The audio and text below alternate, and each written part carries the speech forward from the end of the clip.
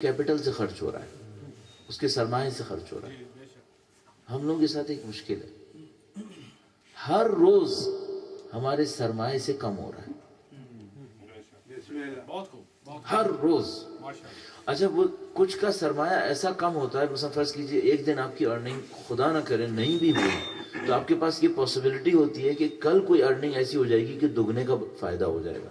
تو وہ جو آپ نے کیپٹل سے گھسیٹا بھی تھا وہ دوبارہ کیپٹل میں چلا جائے گا، وہ بیلنس ہو جائے گا اور ایڈ آن بھی ہو جائے گا اس کے اوپر.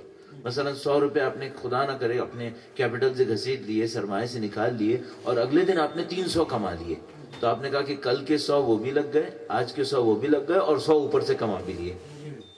لیکن آپ کے سرمایہ سے جو نکل رہا ہے وہ واپس نہیں آئے گا، وہ آپ کی زندگی ہے. آپ کا سرمایہ واپس آ ہی نہیں سکتا ہے. ہاں کچھ اور کما لیجئے لیکن یہ جو نکلا ہے یہ نہیں آئے گا. ہم لوگ بڑے نہیں ہو رہے، ہم لوگ گھٹ رہے ہیں. ہم لوگ کہتے ہیں یہ بچہ 1 سال اور بڑا ہو گیا، نہیں یہ بڑا نہیں ہوا ہے، اس کی زندگی سے گھٹا ہے. ہم لوگ کم ہو رہے ہیں ایکچولی.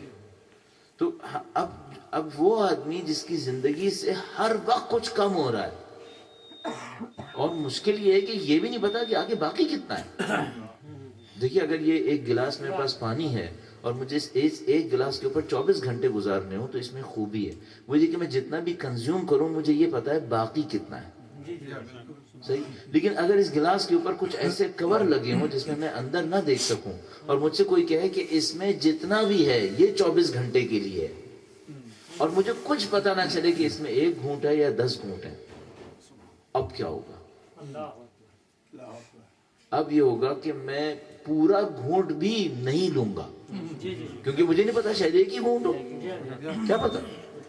ہماری زندگی ایسی ہی ہے، ہمیں کیا پتا کتنی باقی ہے، شاید 1 دن ہے، کیا کہہ سکتے.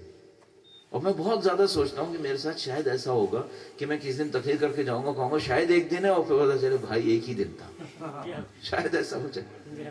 ریکارڈنگ تو ہو ہی جاتی ہے، انسان سوچتا ہے کہ واقعا ایسا ہو سکتا ہے. تو اب ہمیں واقعا نہیں معلوم کہ کیا باقی ہے. تو ہم لوگ کو بہت ہوشیار ہونا چاہیے کہ ہماری زندگی کا کوئی لمحہ ضائع نہ ہو جائے کسی طریقے سے. اچھا اب یہاں پہ ایک اور مشکل ہے، ہماری کچھ اچیومنٹس ایسی ہیں جو ہمارے اور دنیا کے نزدیک اچیومنٹ ہیں، اللہ کے نزدیک نہیں. اور وہ مصنوعی اچیومنٹس ہمیں دھوکہ دے دیتی ہیں کہ ہم بڑھ رہے ہیں. اب یہاں پر کریٹیکل پرابلم یہ ہے کہ کچھ چیزیں ایسی ہیں جو ہمارے نزدیک اچیومنٹ ہیں، اللہ کے نزدیک بھی اچیومنٹ ہیں. کچھ چیزیں ایسی ہیں جو ہمارے نزدیک اچیومنٹ ہیں، اللہ کے نزدیک نہیں ہیں، اور کچھ چیزیں اس کے نزدیک ہیں اور ہمارے نزدیک نہیں. دھوکہ یہیں پر ہے کہ ہم اپنی ہر اچیومنٹ کو سمجھتے ہیں یہ اس کے لیے بھی اچیومنٹ ہے. ایسا ہرگز نہیں ہے. اصل وہاں پر ایک اور فلٹر لگا ہوا ہے، وہ فلٹر ہماری منمانی کا نہیں ہے، وہ کچھ اور ہی ہے. مثال کے طور پر میں بھی آپ کی خدمت میں سوچتا ہوں، مثلا فرض کیجئے میں سوچتا ہوں یہ کہ میں یہاں پہنچا، میں نے یہاں پہ مجلس پڑھی، یہ ایک اچیومنٹ ہے. ہاں ٹھیک ہے اچیومنٹ ہے، ایک شرط کے ساتھ اگر خلوص سے ہو. اگر خلوص سے نہیں ہے تو میں سمجھ رہا ہوں کہ اچیومنٹ ہے لیکن اصل میں اچیومنٹ نہیں ہے، اصل میں کچھ بھی نہیں ہے، بلکہ شاید الٹا ہو جائے. اگر خلوص نہیں ہے تو ریاکاری ہے اس کا مطلب. تو یہ تو میں سمجھتا کہ اچیومنٹ ہے، میں تو پتہ نہیں کیا کچھ کر کے بیٹھ گیا اس کے پیچھے، بعد میں پتہ چلا نہیں کچھ بھی نہیں تھا یہ تو. اچھا ایسا دنیا میں بہت ہو رہا ہے. میں ان کی مثال نہیں دے رہا کہ جو کفر کے اندر مبتلا ہے، مثلا دنیا اسلام سے باہر ہے مثلا، یا حب اہل بیت کو نہیں رکھتے اپنے دلوں کے اندر، تو مصیبت میں ہیں ہی. میں ان کے عرض کر رہا ہوں جو بظاہر صحیح ہے سب کچھ. مثال کے طور پر میں یوں ہی سوچتا ہوں، فرض کر لیجئے میں نے خوب کما لیا، واقعاً اللہ کے نزدیک اچیومنٹ ہے؟ محض کما لینا اللہ کے نزدیک اچیومنٹ ہے؟ نہیں، محض یہ اچیومنٹ نہیں ہے. اچھا میری پاس دنیا کی ایک بہت بڑی ڈگری آ گئی ہے، میں پی ایچ ڈی کی بات نہیں کر رہا کہ اس سے بڑی بھی سوچ لیتے ہیں. کوئی بہت بڑی ڈگری آ گئی ہے، میں بڑا خوش ہوں جناب، سر اپریسیشنز ہو رہی ہیں، دنیا بھر سے ای میلز آ رہی ہیں، سب کچھ ہے. محض یہی اس کے آگے پیچھے کچھ نہیں سوچ رہے, محض یہ ڈگری اللہ کے نزدیک اچیومنٹ ہے؟ نہیں.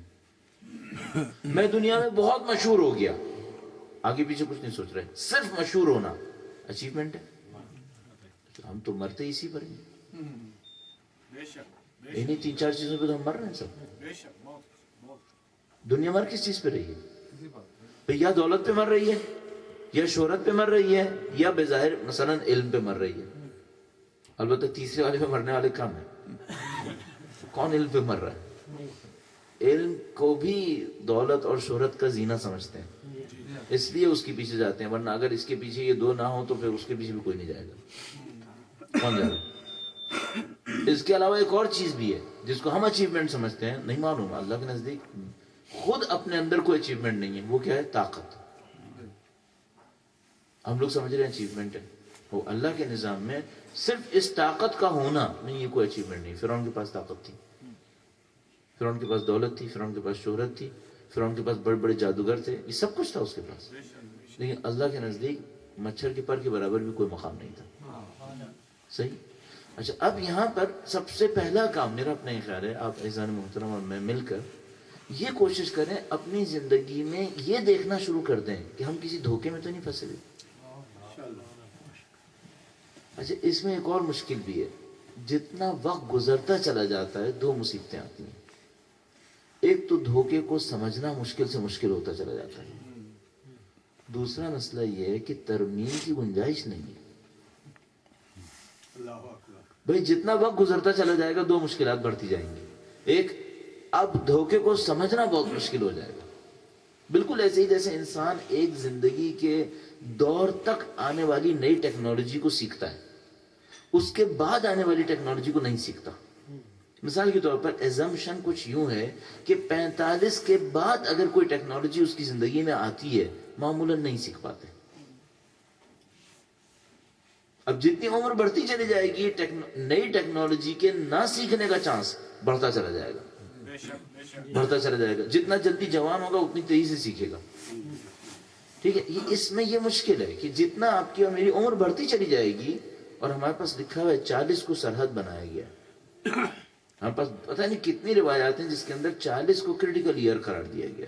یہ 40 خیر بہت اہم سال ہے یہ. تو اس کے بعد انسان کا چینج ہونا بہت مشکل ہونا شروع ہو جاتا ہے.